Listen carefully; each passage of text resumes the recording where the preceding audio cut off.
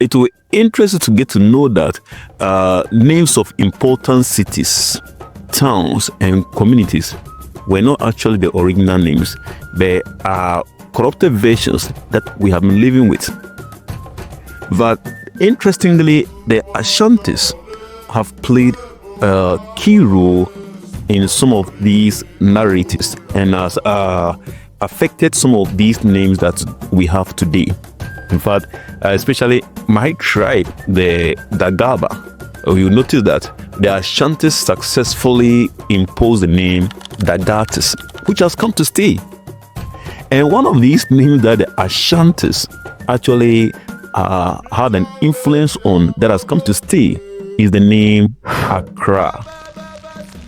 But Accra is not actually the original name of the capital city, but had its linguistic connection to the Twi language, which was Nkran.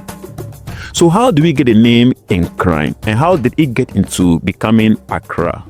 So this is what happened between the 15th to the 16th century when the Ghana people migrated to Kerende, Accra. In fact, when they migrated to Kerende, Accra, mostly they dwell around the coastal areas, and as we know, for the purpose of fishing. So what happened is that the Akans in those days, the Akwame people used to have a trade link with them, and then later on the Ashantis had a trade link with them. But when the Akans got into contact with them, they noticed something unique about these Gans, how that they dwell together in close, crowded spaces with a well-knitted, organized structure of buildings. And that reminded them of the ant and then the ant hill. So they now gave them the name Nkran.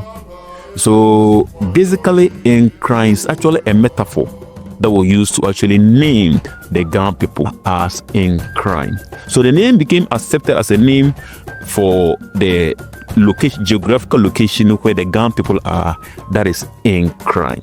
And in fact, interestingly, you will notice that the Ghana people, if you go to those areas that are more traditional Ghana dwellers in Accra, you notice that this kind of settlement actually still exists. But if you go to areas like the Osu area, Jamestown, but you will notice that they still have this kind of style of settlement.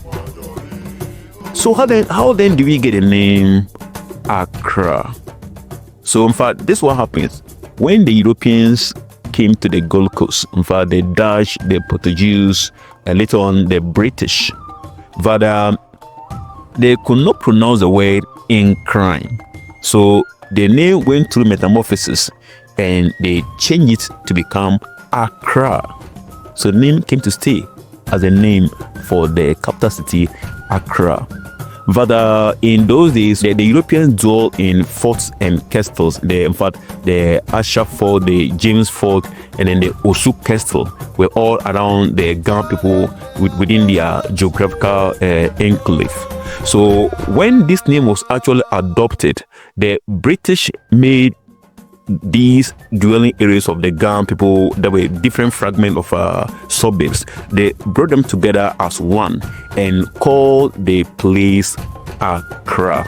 And interestingly, in 1877, the British made Accra the capital city of Ghana, and the name has come to stay and as an acceptable official name that we have used even up to today. And it's used in maps, it's used in historical narratives, and the Ghana people have accepted it. Interesting. So now that you know this, the next time you're going to Accra, don't say I am going to Accra. Yeah, say I am going to Nkran. Nkran. Baba, Baba, Shi Baba, oh, Shi Baba.